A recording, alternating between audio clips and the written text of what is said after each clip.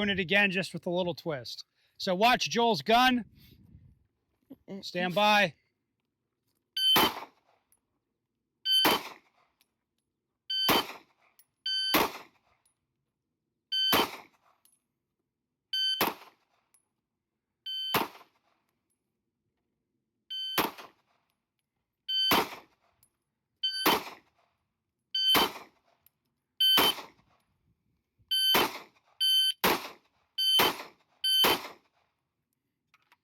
You saw a bunch of different variations. Yep. The first one was the one I'd like you to do.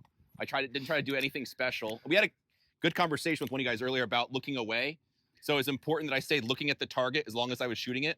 Once I pressed the trigger and like the sight started to lift, then all I did was just look at the next target where I want the bullets to go, and the sight just floated there. And honestly, it kind of feels magical. Seriously, like I just look and it's like, oh, cool, the dot's there, no big deal. But I didn't do any extra effort for me. I didn't shove on the gun or try to push. Didn't try to do anything special. The second iteration will be some of you. A shot, I admired my work. I'm like, oh, cool, those bullets are stacked. And then afterwards, I looked at the next target, then the sight went there. Obviously, that's way too slow and there's no purpose because there's no purpose seeing anything with the sight after it lifts up in recoil. I should not see it return down onto a target. I do not intend to shoot again. So then the third iteration, the other one we don't want you to do, is I decided to push the gun just a little bit to see if I could juice the gun towards the target. And what I saw was every time it went over, it kind of bounced around and it wasn't crazy, but it would just bounce around. It wouldn't go exactly where I was looking. And then I'm kind of waiting for it to stop doing that bouncing thing before I could fire. Then the end I went back to like, oh, I'll just look where I want the bullets to go. And the sight just floats there and it was magical. But any extra effort from me, if I try to do it a little bit quicker or push a little bit more or get my arms involved a little bit, it did not go well for me. So the advice is just once you're done shooting the target, you just look at the next target where you want the bullets to go, and the sight will just float there where you're looking.